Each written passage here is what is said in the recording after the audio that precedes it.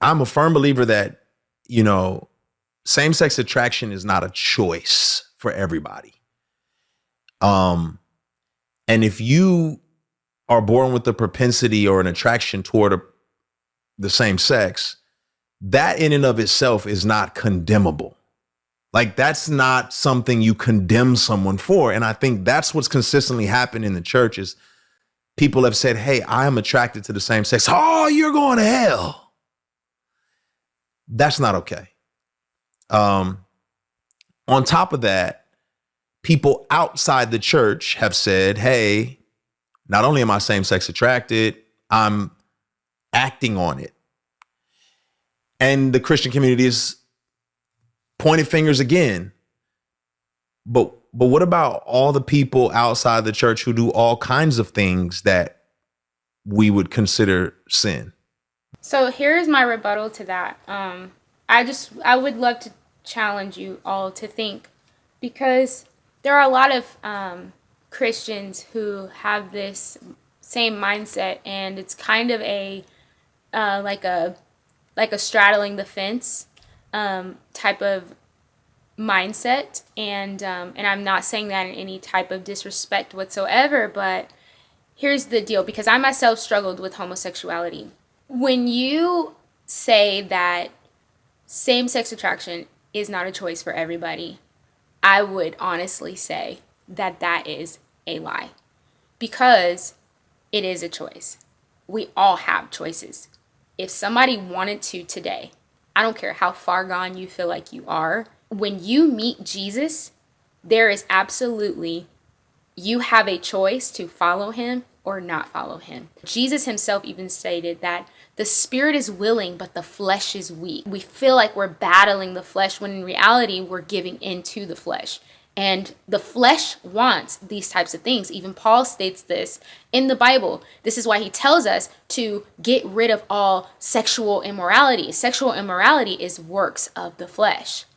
I also would even say that no, I do believe that there have been certain people who call themselves Christians who have absolutely treated people in this community incorrectly, and that's wrong. Nobody deserves to be condemned. I myself came out of adultery. I was also molested. This is what led to me even having same-sex attraction. I would just challenge those believers to look at it from a different standpoint, to not condemn someone, but to understand that it's possible that a lot of them have been abused.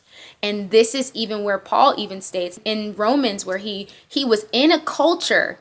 This is where it comes from in Romans, where he talks about he was in a culture that accepted same-sex attraction, where the men were doing things with men, women were doing things with women. This is what the Bible literally states. And not only that, the ruler at the time himself was doing things like this. And he himself actually ended up molested and hurt in some way, shape or form sexually. So I think it is wise to always have compassion towards people in this manner. You also cannot straddle the fence in this area to say that it's not a choice, because it absolutely is. I truly believe that what he's saying actually pacifies someone into continuing on with this lifestyle and even possibly preaching a different gospel that God actually accepts it and he doesn't.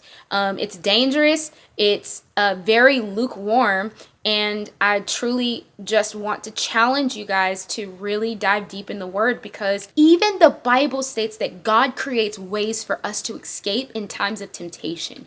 We always have a choice when we are tempted. There's always a choice. Or when you finally meet Jesus, you're not going to be able to use the excuse of I didn't have a choice. Right? The excuse of I didn't have a choice is not going to work when he asks, why didn't you follow me? And you can sit there and say, I did, but I did follow you. He said, no, you didn't. How didn't I follow you? Because you chose your own way instead of my way. Everything is a choice. If we didn't have a choice, the word yes and no wouldn't even be an option. One thing that we have to understand is the difference between the spirit and the flesh. And this is why Jesus says, when you pick up your cross to follow me, you are crucifying the things of old, the things of the flesh. You are crucifying those things to walk in the Spirit, to walk by faith and not by sight, not by what you feel, not by what you think, but by faith in Jesus Christ. May we be bolder believers for Christ. You have a choice, whether it's easy or it's hard. It's a choice.